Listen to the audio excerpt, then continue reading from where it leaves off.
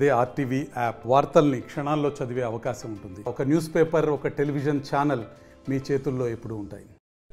First ఆయన ప్రమాణ చేసిన వల్ల మనసుడు నేనేదున్నా ఇక అక్కా చెల్లెలు అండదండలో ఉంటానని ఆయన ప్రమాణం చేసింది కాబట్టి ఈరోజు ఆమెకి ఒకటే చెప్తున్నాము.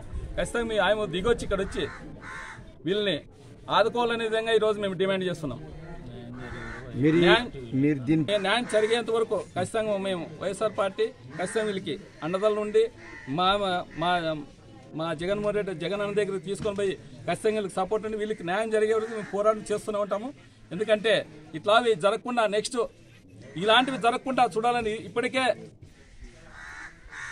4 ఏళ్ళ దగ్గర అయింది. ఇది వీళ్ళ ప్రభుత్వం వచ్చినాక కొంచెం అందుకోసం ఇట్లా నెక్స్ట్ జరగకోకుండా ఖచ్చితంగా ప్రభుత్వం అయితేనేమి, హోంమంత్రి అయితేనేమి అందరూ దీని మీద చర్య తీసుకొని ప్రత్యేకంగా ఆమె మాకి ముచ్చుమరికి రావాలనే విధంగా మేము కోరుకుంటున్నాం. న్యాయం జరగకపోతే ఖచ్చితంగా ఆందోళనకైనా దిగుతాం. పార్టీ తరఫున ఖచ్చితంగా వాళ్ళ బాధితులకు అండగా ఉంటాం. ఈ రోజు వరకు గౌరవ పోలీసు వారు, ఎస్పీ గారు అనుకో, డిఐజీ గారు అనుకో, ముచ్చుమరి గ్రామానికి వచ్చి మైనర్ బాలుల పాత్ర ఉంది. ఇప్పటి వరకు మైనర్ బాలులు ఇక్కడ విషయం చాలా క్లియర్గా ఉంది.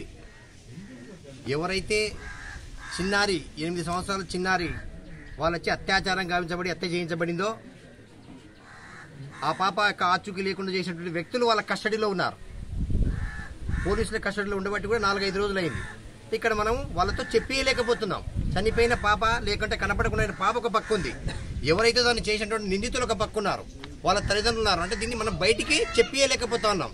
ఇది ఏ రకంగా చెప్పాలన్నటువంటిది మరి పోలీసు అధికారులు దృష్టి పెట్టాలని చెప్పి నిన్న బైరెడ్డి సిద్ధార్థుడి గారు ఈ గ్రామాన్ని పరామర్శించి తల్లిదండ్రులను పరామర్శించాలని వస్తుంటే ఆయనను బ్రాహ్మణకొట్టుకుల దగ్గర అడ్డుకొని కనీసం ఈ గ్రామానికి వస్తే మరి ప్రభుత్వ డొల్లతనం బయటపడుతుందని చెప్పి ప్రభుత్వం అడ్డగించింది.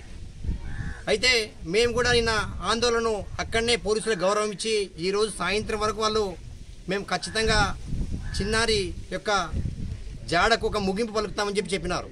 ఈరోజు సాయంత్రం వరకున ఏ విషయం దర్యాప్తు తేల్చకపోతే మరి వైఎస్ఆర్ కాంగ్రెస్ పార్టీ లేకపోతే వాల్మీకి సంఘంగా మేమంతా కూడా కలిసి వచ్చేటువంటి రాజకీయ పార్టీలను ఈ విషయం మానవతా కోణంలో చూస్తున్నాం. ఇది ఏ ఒక్క రాజకీయ పార్టీకి సంబంధించింది కాదు. రాజకీయాలకు అతీతంగా, మరి కులాలకు అతీతంగా, మతాలకు అతీతంగా అన్ని కలిసి వచ్చినటువంటి ప్రజా సంఘాలను, అన్ని రాజకీయ పార్టీలను మేము ఈరోజు డిమాండ్ చేస్తున్నాం, రిక్వెస్ట్ చేస్తున్నాం. హోంమంత్రి గారు మీరే రండి. మా ఎమ్మెల్యే గారు చెప్పినట్టు విరూపాక్షి గారు, ఆయన వాల్మీకి సామాజిక వర్గానికి చెందినటువంటి జిల్లాలో ఉన్నటువంటి ఏకైక ఎమ్మెల్యే. ఆయన ఈరోజు వాల్మీకి కుటుంబంలో మరి అన్యాయం జరిగిందని చెప్పి, చిన్నారికి అన్యాయం జరిగిందని చెప్పి ఎక్కడి నుంచో ఈరోజు రావడం జరిగింది. మరి ఆయన నేతృత్వంలో మేమందరం కలిసి ఒక కార్యాచరణ తీసుకుంటాం. ఈ రాష్ట్రంలో దాదాపు 40 నుంచి 50 లక్షల మంది వాల్మీకులు ఉన్నారు. అందరినీ కూడా మరి చెల్లో ముచ్చమన్నటువంటి కార్యక్రమం కూడా చేపట్టే ఆలోచన చేస్తూ ఉన్నాం. ఎందుకంటే ఒక చిన్న పాప, 8-9 సంవత్సరాల చిన్న పాప కనపడకుండా పోతే ఆ పాపను మనం కనిపెట్టలేకపోతున్నాం. అంటే ఎవరైతే నేరం చేశారో, నేరం చేసినటువంటి వాళ్ళు అదుపులో ఉన్నారు. వాళ్ళు మైనర్లు కావచ్చు, మరి నేరం వరకే వాళ్ళు ఉన్నారు. నేరం వెనక కుట్ర, కనపడకుండా చేసినటువంటి కుట్ర వాళ్ళ తల్లిదండ్రుల పాత్ర లేకుండా వాళ్ళ వెనక ఇంకా ఎవరో ఉన్నారనేటువంటిది మేము చెప్తున్నాం. కాబట్టి ఖచ్చితంగా వాళ్ళందరినీ విచారించి మీరు ఏదైతే చెప్పినారో ఈ రోజు వరకు మేము ముగింపు చేస్తాం. ఖచ్చితంగా పాప జాడ తెలుపుతామని చెప్పి చేయాలని చెప్పి పోలీసులకు విజ్ఞప్తి చేస్తూ ఉన్నాం.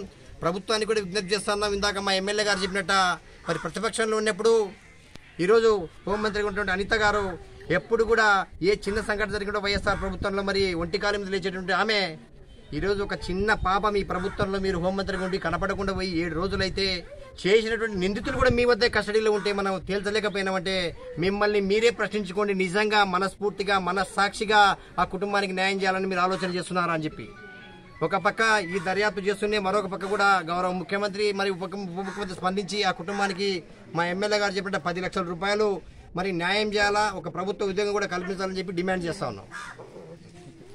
మరిన్ని వీడియోస్ కోసం ఛానల్ ని సబ్స్క్రైబ్ చేయండి. లేటెస్ట్ అప్డేట్స్ కోసం వాట్సాప్ ఛానల్ ని ఫాలో చేయండి. అండ్ లింక్ డిస్క్రిప్షన్ లో ఉంది.